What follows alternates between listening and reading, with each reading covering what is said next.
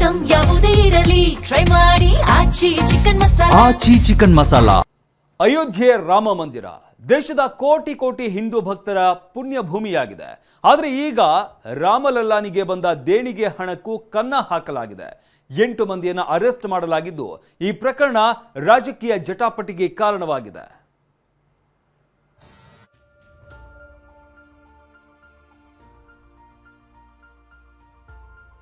ರಾಮರಾಜ್ಯದಲ್ಲಿ ನಡೆದ ಮಹಾದ್ರೋಹದ ಒಂದೊಂದೇ ಕರಾಳ ಸಂಚು ಬಟಾಬಯಲಾಗ್ತಿದೆ. ದೇಶಾದ್ಯಂತ ಭಕ್ತ ಕೋಟಿಯ ಆಕ್ರೋಶದ ಜ್ವಾಲೆ ಧಗಧಗಿಸ್ತಿದೆ. ಅಯೋಧ್ಯೆಯಲ್ಲಿ ಶ್ರೀರಾಮನ ಸಂಪತ್ತನ್ನೇ ದೋಚಿ ತಿಂತಿದ್ದ ಕಿರಾತಕರು ಸಿಕ್ಕಿಬಿದ್ದಿದ್ದಾರೆ. ಮೊನ್ನೆಯಷ್ಟೇ 6 ದಿನಗಳ ತನಿಖಾ ವರದಿಯನ್ನ ಎಸ್ಐಟಿ ಯೋಗಿ ಸರ್ಕಾರಕ್ಕೆ ಸಲ್ಲಿಸಿತು. ಇದರ ಬೆನ್ನಲ್ಲೇ ಶ್ರೀರಾಮ ಜನ್ಮಭೂಮಿ ತೀರ್ಥಕ್ಷೇತ್ರ ಟ್ರಸ್ಟ್ನ ಸದಸ್ಯರಾದ ಕೃಷ್ಣ ಮೋಹನ್ ಅಯೋಧ್ಯ ಪೊಲೀಸ್ ಠಾಣೆಯಲ್ಲಿ ಲಿಖಿತ ದೂರು ದಾಖಲಿಸಿದ್ರು. ಇದೇ ದೂರಿನ ಆಧಾರದ ಮೇಲೆ ಅಖಾಡಕ್ಕಿಳಿದ ಪೊಲೀಸರು ರಾಮ ಜನ್ಮಭೂಮಿ ಟ್ರಸ್ಟ್ನ ಪ್ರಧಾನ ಕಾರ್ಯದರ್ಶಿ ಚಂಪತ್ ರಾಯ್ ಆಪ್ತ ಟಿನ್ನು ಯಾದವ್ ಸೇರಿದಂತೆ 8 ಜನರನ್ನ ಬಂಧಿಸಿ ಜೈಲಿಗಟ್ಟಿದ್ದಾರೆ. ಎ1 ಅವಿನಾಶ್ ಶುಕ್ಲಾ ದೇಗುಲದ ಪರಿಚಾರಕನಾಗಿ ಕೆಲಸ ಮಾಡ್ತಿದ್ದ. ಕಾಣಿಕೆ ಎಣಿಕೆ ಸಿಬ್ಬಂದಿಯಾಗಿದ್ದ. ಇವನ ಖಾತೆಯಲ್ಲಿ 5 ಲಕ್ಷ ರೂಪಾಯಿ ಪತ್ತೆಯಾಗಿದೆ. ಕದ್ದ ಹಣವನ್ನೇ ಬ್ಯಾಂಕ್ ಖಾತೆಯಲ್ಲಿಟ್ಕೊಂಡಿದ್ದ ಎನ್ನಲಾಗ್ತಿದೆ. ಎ2 ಅನುಕಲ್ಪ್ ಮಿಶ್ರಾ ಎ3 ಲವ್ ಕುಶ್ ಮಿಶ್ರಾಗೆ ಭಾವ ಆಗ್ಬೇಕು. ರಮಾಶಂಕರ್ ಮಿಶ್ರಾಗೆ ಮಗನೂ ಹೌದು. ಅಷ್ಟೇ ಅಲ್ಲ, ರಾಮ ಮಂದಿರ ಟ್ರಸ್ಟ್ನ ಪ್ರಮುಖ ಅನಿಲ್ ಮಿಶ್ರಾ ಸಂಬಂಧಿಯಾಗಿರೋ ಅನುಕಲ್ಪ್ ಮನೆಯಲ್ಲಿ ಎಸ್ಐಟಿ 16 ಲಕ್ಷದಷ್ಟು ಹಣ ಸೀಸ್ ಮಾಡಿತು. ಈತನೇ ಕಳ್ಳತನದ ಮಾಸ್ಟರ್ ಮೈಂಡ್ ಎನ್ನಲಾಗ್ತಿದೆ.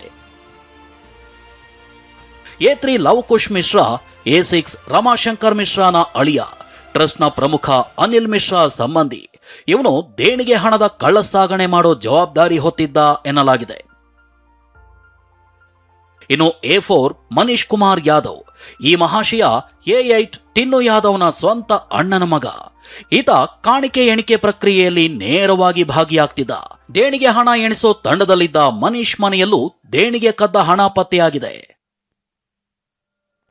ಎ5 ಕರುಣೇಶ್ ಪಾಂಡೆ. ಇವನು ಅನುಕಲ್ಪ್ ಮತ್ತು ಲವ್ ಕುಶ್ ಮಿಶ್ರಾ ಜೊತೆ ಸೇರಿ ಕಳ್ಳತನಕ್ಕೆ ಸಂಚು ರೂಪಿಸಿದ್ದ.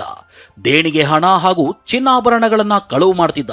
ಕರುಣೇಶ್ ಪಾಂಡೆ ವಿರುದ್ಧ ದೇಣಿಗೆ ರಶೀದಿ ತಿರುಚಿದ್ದ ಆರೋಪವಿದೆ. ಇನ್ನು ಎ6 ರಮಾಶಂಕರ್ ಮಿಶ್ರಾ ಅಲಿಯಾಸ್ ರವಿ ಮಿಶ್ರಾ ಅನುಕಲ್ಪ್ ಮತ್ತು ಲವ್ ಕುಶ್ ಗ್ಯಾಂಗ್ನ ಜೊತೆ ಕೈ ಜೋಡಿಸಿದ್ದ. ಕಾಣಿಕೆ ಹಣ ಲೂಟಿ ಮಾಡಲು ಮಗ ಅನುಕಲ್ಪ್ ಮಿಶ್ರಾ ಮತ್ತು ಅಳಿಯನನ್ನ ಹಣ ಎಣಿಕೆ ಕಾರ್ಯಕ್ಕೆ ನೇಮಿಸಿದ್ದ. ಎ7 ಸುಭಾಷ್ ಶ್ರೀವಾಸ್ತವ್. ದೇಗುಲದ ಕಾಣಿಕೆ ಎಣಿಕೆ ಪ್ರಕ್ರಿಯೆಗೆ ಈತನೇ ಇನ್ಚಾರ್ಜ್.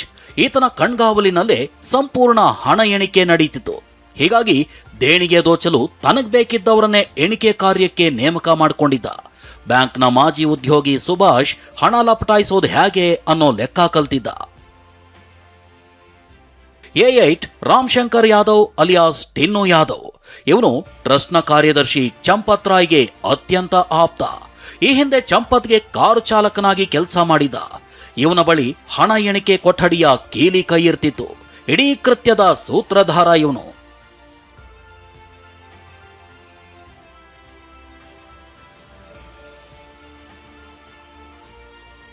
ರಾಮನ ಖಜಾನೆ ದೋಚ್ತಿದ್ದ ಇಡೀ ಪಟಾಲಂ ಸಿಕ್ಕಿ ಬೀಳ್ತಿದ್ದಂತೆ ತಮ್ಮ ಆಪ್ತ ಟಿನ್ನು ಯಾದವ್ ಅರೆಸ್ಟ್ ಆಗ್ತಿದ್ದಂತೆ ರಾಮ ಮಂದಿರ ಟ್ರಸ್ಟ್ನ ಪ್ರಧಾನ ಕಾರ್ಯದರ್ಶಿ ಹುದ್ದೆಗೆ ಚಂಪತ್ ರಾಯ್ ರಾಜೀನಾಮೆ ಕೊಟ್ಟಿದ್ದಾರೆ. ಟ್ರಸ್ಟ್ ಸದಸ್ಯ ಅನಿಲ್ ಮಿಶ್ರಾ ಕೂಡ ರಾಜೀನಾಮೆ ನೀಡಿದ್ದಾರೆ. ಇದೇ ವಿಚಾರಕ್ಕೆ ಸಾಮಾಜಿಕ ಜಾಲತಾಣದಲ್ಲಿ ಸಮಾಜವಾದಿ ಪಕ್ಷದ ಮುಖ್ಯಸ್ಥ ಅಖಿಲೇಶ್ ಯಾದವ್ ದೊಡ್ಡ ತಿಮಿಂಗಿಲಗಳನ್ನ ರಕ್ಷಿಸಲು ಎಸ್ಐಟಿಯನ್ನ ಬಳಸಿಕೊಳ್ಳಲಾಗ್ತಿದೆ ಅಂತ ಗಂಭೀರ ಆರೋಪ ಮಾಡಿದ್ದಾರೆ. ಇದಕ್ಕೆ ತಿರುಗೇಟು ನೀಡಿರೋ ಸಿಎಂ ಯೋಗಿ ಆದಿತ್ಯನಾಥ್ ಪುರಾವೆ ಇದ್ರೆ ಎಸ್ಐಟಿಗೆ ಕೊಡಿ ಅಂತ ಗುಡುಗಿದ್ದಾರೆ. ಲೇಕಿನ್ ಮೈ ಫಿರ್ ಸೆ ಅಪೀಲ್ ಕरूंगा, राम भक्तों की अग्नि परीक्षा मत लो. राम भक्तों के साथ उनकी आस्था के साथ खिलवाड़ करना बंद करो. अगर तथ्य नहीं है, पुष्ट प्रमाण नहीं है तो आरोप प्रत्यारोप बंद करो. और प्रमाण है तो एसआईटी को सबूत सहित प्रमाण प्रस्तुत करो. एसआईटी की सिफारिश के अनुरूप सरकार कार्रवाई को आगे बढ़ा रही है और जब वरिष्ठ अधिकारियों की टीम कार्य कर रही है तो उसमें फिर राजनीतिक बयानबाजी बंद करें. ಇನ್ನು ದೇಣಿಗೆ ಹಣ ಕಳವು ಪ್ರಕರಣಕ್ಕೆ ಉಡುಪಿ ಪೇಜಾವರ ಮಠದ ವಿಶ್ವಪ್ರಸನ್ನ ತೀರ್ಥ ಶ್ರೀಗಳು ಹಾಗೂ ಶಿಲ್ಪಿ ಅರುಣ್ ಯೋಗಿರಾಜ್ ಬೇಸರ ಹೊರಹಾಕಿದ್ದಾರೆ. ತಪ್ಪಿದ್ದಲ್ಲಿ ಅದರ ವಿಮರ್ಶೆ ನಡೆಯಲೇಬೇಕು, ಅದಕ್ಕೆ ತಕ್ಕುದಾದ ಶಿಕ್ಷೆ ಆಗಲೇಬೇಕು.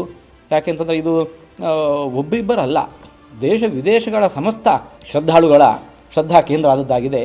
ಇಂತಹ ಘೋರ ಅಪಚಾರ ಇಲ್ಲಿ ನಡೆಯಲೇಬಾರದಿತ್ತು. ಆದ್ದರಿಂದಾಗಿ ನಡೆದು ಹೌದು ಅಂತಂದರೆ ಆವಾಗ ಅವಶ್ಯವಾಗಿ ಅದಕ್ಕೆ ತಕ್ಕ ಶಿಕ್ಷೆ ಆಗಬೇಕು, ಅದು ವಿಚಾರಣೆ ಆಗಬೇಕು. ಎಲ್ಲ ವಿಷಯಗಳು ಕೂಡ ಯಾಕೆ ಹೀಗಾಯಿತು ಅನ್ನೋದು ಹೊರಬರಬೇಕು. ಆದರೆ ಈಗ ಒಂದು ನಡೆದಿರುವಂಥ ಬೆಳವಣಿಗೆ ಬಹಳ ಒಂದು ನೋವನ್ನುಂಟು ಮಾಡುತ್ತೆ ಎಲ್ಲರಿಗೂ ಸಹ. ನನಗೆ ಮಾತ್ರ ಅಲ್ಲ, ರಾಮ ಮಂದಿರಕ್ಕೆ ಏನೋ ನಮ್ಮದೊಂದು ಕೈಲಾದ ಸಹಾಯ ಮಾಡಿದ್ದೀವಿ, ನಮ್ಮ ಕಾಲದಲ್ಲಿ ಮಂದಿರ ಆಗ್ತಾ ಇದೆ ಅಂತೇಳಿ ಪ್ರತಿಯೊಬ್ಬರೂ ಅವರವರ ಒಂದು ಕಾಣಿಕೆಯನ್ನು ಕೊಟ್ಟಿದ್ದಾರೆ. ಆ ನಿಟ್ಟಿನಲ್ಲಿ ಈ ರೀತಿಯಾದ ಒಂದು ದುರ್ಬಳಕೆ ಆಗಿದೆ ಅನ್ನೋ ಒಂದು ವಿಷಯ ಬಹಳ ಆಘಾತಕಾರಿ. ರಾಜಕೀಯ ಏನೇ ಇರಲಿ, ಸದ್ಯ ರಾಮನ ದೇಣಿಗೆಗೆ ಕನ್ನ ಹಾಕಿದ ಕೇಸ್ನಲ್ಲಿ 8 ಆರೋಪಿಗಳು ಅರೆಸ್ಟ್ ಆಗಿದ್ದಾರೆ. ಆರೋಪಿಗಳ ಬಳಿ 76 ಲಕ್ಷ ಹಣ ಜಪ್ತಿ ಮಾಡಿದ್ದಾರೆ. Bureau report, TV9.